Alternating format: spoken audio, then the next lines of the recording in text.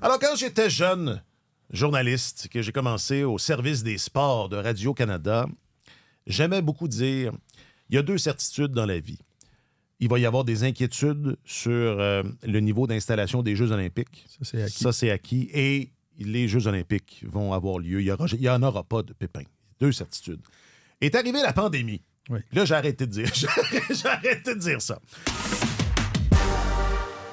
Mais, en prévision de Milan, il y a des incertitudes vis-à-vis des installations, notamment l'aréna... Santa Giulia. Voilà, merci. Faut que je l'apprenne parce que ça va être notre maison. Exact. On dort là, je pense. Je pense qu'on dort là. Juste à côté. Juste à côté. On verra pas Milan, je te l'annonce. Non, il y a une autoroute. Ça, on va le voir. Mais donc, ça va être notre maison parce que c'est là qu'on fait le balado. C'est pas plus compliqué que ça. Et à tous les jours, je le dis pas assez, à tous les jours, à 18h, en direct, sur icitout.tv, plus tard sur YouTube, plus tard sur OHDO. C'est ça. Est-ce que j'oublie quelque chose? Non. Donc, à tous les jours. À tous les jours pendant les Jeux. Là, l'aréna, il va être prêt. Il va être prêt. Oui. Je vous le dis, là. Il y a deux certitudes dans la vie. Il va y avoir des inquiétudes, mais il va être prêt. Alors, voilà. Je suis venu vous rassurer. Oui, mais encore merci. Ça fait plaisir. Non, mais l'aréna continue de faire parler de lui. Bon, premièrement, la situation, regardons le portrait dans son ensemble.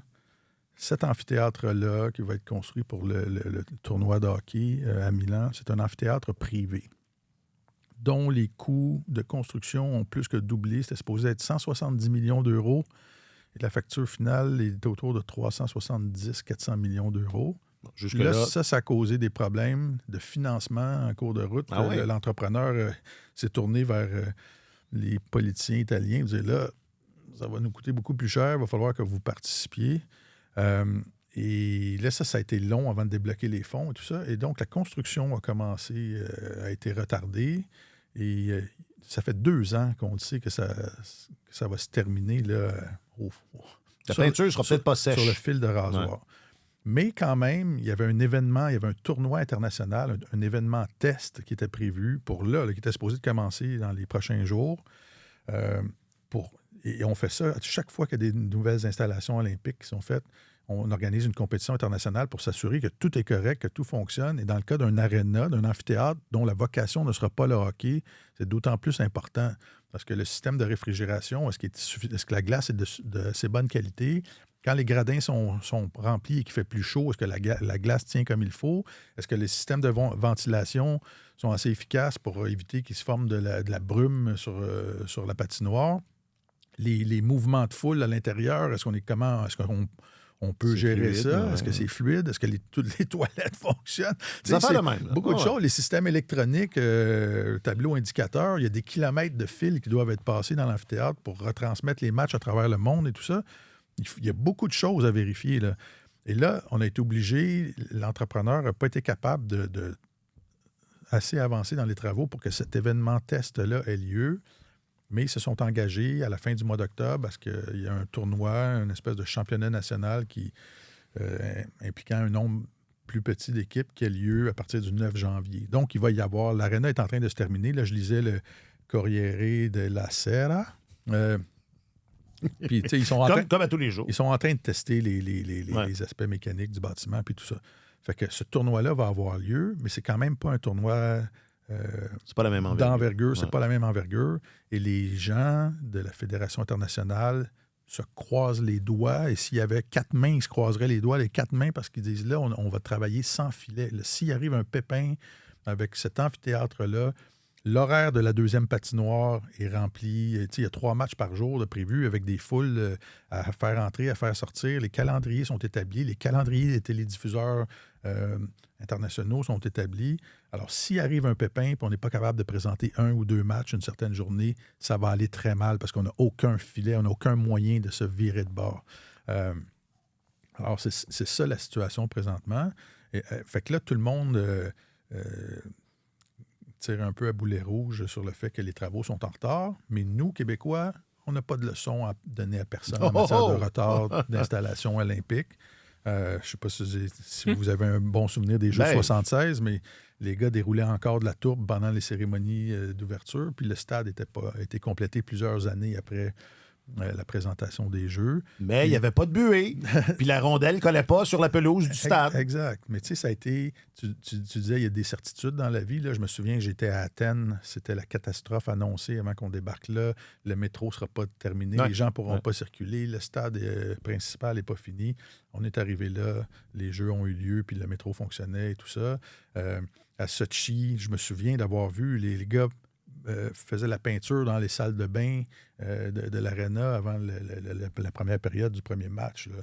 Puis il y avait les préoccupations sécurité. Mon Dieu, le terrorisme tchétchène, il va arriver, ça va être catastrophique là-bas. Il y avait un soldat à tous les 50 pieds, puis il n'y a pas eu de problème de sécurité. À Rio, c'est la même chose. Est-ce que les installations vont être prêtes? Il y a toujours un mélodrame mais il y a énormément de pression sur l'entrepreneur là-bas pour que les travaux soient faits. Ça fonctionne à 2 quarts de travail par jour, 7 jours par semaine. Et moi, je te dis, le tournoi va avoir lieu. Est-ce que ça va être parfait? On ne sait pas. Ouais. Je doute que ça va être que ce sera parfait, mais le tournoi va avoir lieu. Et là, il y a la controverse. Cette semaine, ben oui, la patinoire est 3,6 pieds plus petite. Ben, moins longue. Un peu moins longue, mais elle est un petit peu plus large, non? C'est pas ça que j'ai compris? Oui. Bon, ça revient au même. Elle est 4 pouces. Elle est 4 pouces plus large que les 85 pieds, mais elle est 4 pouces. Ça va avantager quelle nation, ça, ces 4 pouces-là? Honnêtement, je pense pas que les dimensions différentes changent quoi que ce soit. Je sais pas si on l'aurait même remarqué.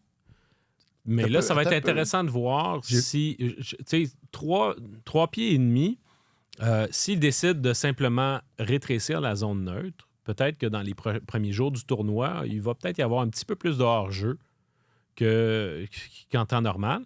Mais ils pourraient aussi décider de distribuer ça, par exemple, entre l'espace derrière le filet de chaque bord, puis rétrécir ça paraîtrait un même peu. pas. Tu enlèves un pied dans chaque zone, même, puis tu rétrécis les lignes de ça. Écoute, à un moment donné, j'ai fait le calcul, là, c'est 1,2 % de surface de moins. Là.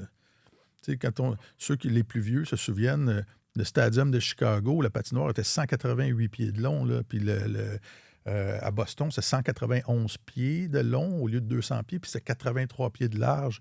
C'était pas le même hockey, il y avait la ligne rouge, le jeu était plus lent et tout ça, mais quand il y a moins d'espace, ça donne du jeu plus spectaculaire, plus offensif, il y a plus d'erreurs, il y a plus d'imprévisibilité. Tous les joueurs qui arrivent d'Europe, qui sont habitués de jouer sur les patinoires internationales, qui arrivent sur les patinoires nord-américaines, disent « Mon Dieu, c'est un jeu différent, ça vient vite. » Je lisais hier, je pense que c'est dans le Toronto Star, Denis Savard qui disait c'est incroyable jouer sur une patinoire plus petite. Là. Moi, ça m'a favorisé comme joueur offensif toute ma carrière. Fait que, il n'y a pas de religion qui dit que tu ne peux pas jouer au hockey. 200 pieds ou rien. Si c'est pas 200 pieds par 85. Fait que, mais ça ajoute un peu à l'aspect folklorique de l'amphithéâtre. Ça ressemble aux 12... c'est quoi? C'est Astérix et Cléopâtre. Là, où à un moment donné, le chantier arrête, puis ça prend de la potion magique pour terminer à la dernière seconde. Mais... à l'affiche, ce week-end, Astérix et Cléopâtre, Ciné Cadeau commence. Mais je pense, là, il y a des gens qui commencent à s'inquiéter. Mon Dieu, la patinoire n'est pas réglementaire. La Ligue nationale n'ira pas... Est-ce que la Ligue va aller au jeu? Excuse, mais Sidney Crosby...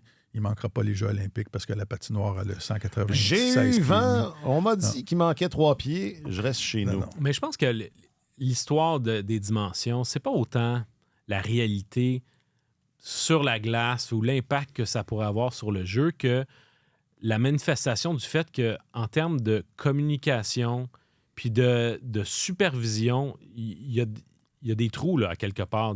Au niveau du contrôle de la qualité, qui décide quoi. Puis est-ce que les normes sont bien suivies?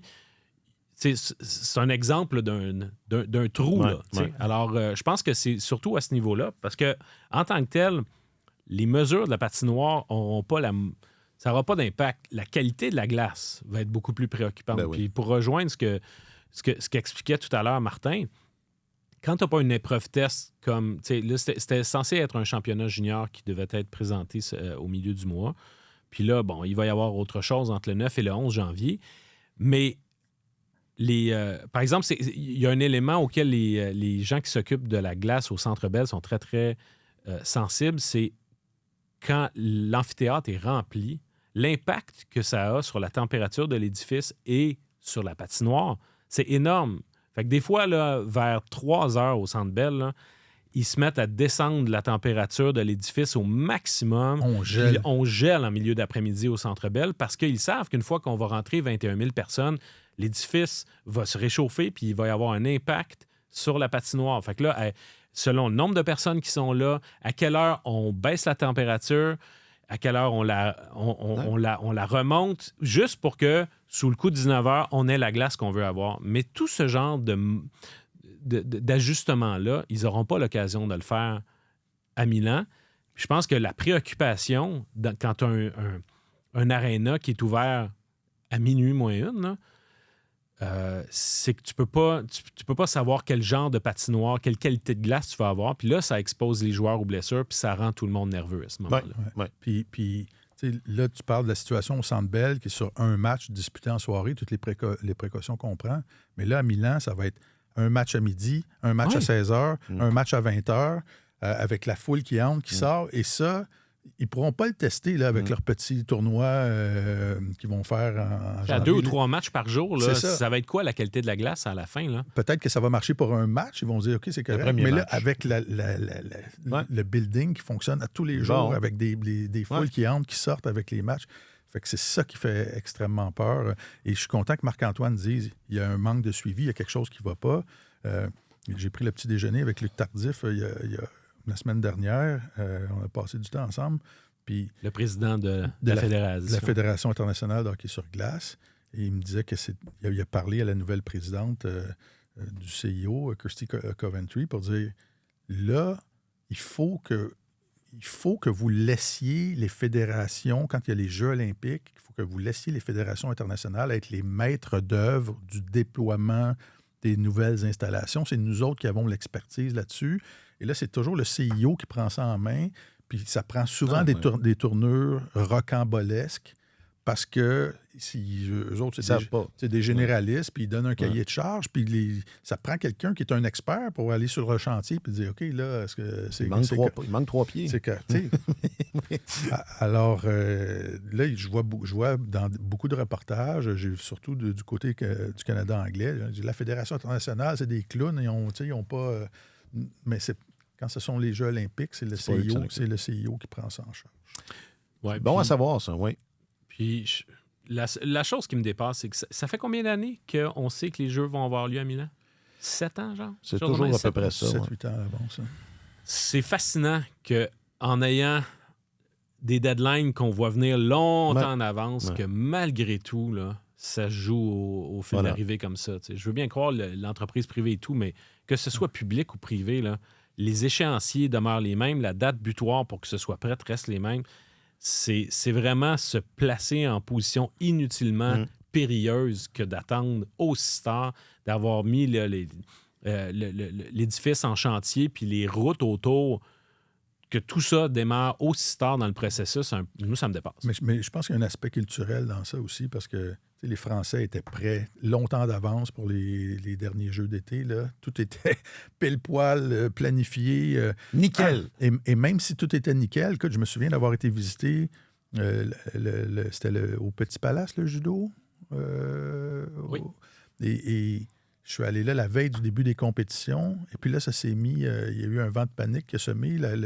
L'inspecteur de la Fédération internationale de judo qui est venu a dit « Votre tatami n'est pas réglementaire, c'est pas selon les normes. » Il a fallu qu'il se tourne de bord pour changer le tatami durant la nuit avant que les compétitions commencent. Mais je pense que les Chinois à Pékin, 1 an d'avance, toutes les installations étaient construites, étaient terminées à tous les stades. Mais on s'entend, c'est pas le même régime politique, ça ne fonctionne pas de la même façon, mais il y a des pays où on dirait que... Mais c'est parce qu'en même temps, l'apéro, ça prend du temps là, aussi. Il y a juste 24 heures dans une journée. Puis il y a des pays où, à partir du moment où tu obtiens les jeux, là, il y a des jeux de coulisses qui tout le monde veut sa part du gâteau. Est-ce qu'on va avoir notre pourcentage de contrats de construction, les amis politiques? Puis là, tout le monde tire la couverte et ça dure extrêmement longtemps. Et l'Arena, pour les Jeux de Milan, c'est pas le seul problème. Là, je lisais... Il y a un site de ski, de sport de glisse, où ils ont besoin de systèmes pour faire de la neige artificielle.